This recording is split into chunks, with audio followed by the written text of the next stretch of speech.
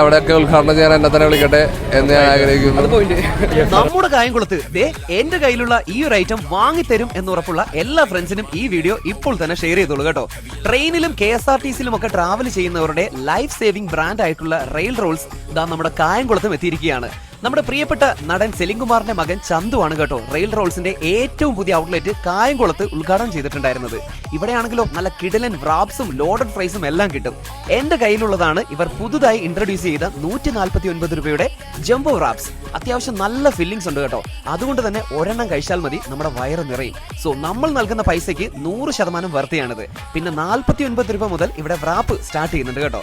And ഇപ്പോൾ main highlight എന്താണെന്ന് വെച്ച് കഴിഞ്ഞാൽ ജംബോ റാപ്പിന്റെ സ്റ്റുഡൻസിനായി ബൈ 2 get 1 ഓഫറും റൺ ചെയ്യുന്നുണ്ട്.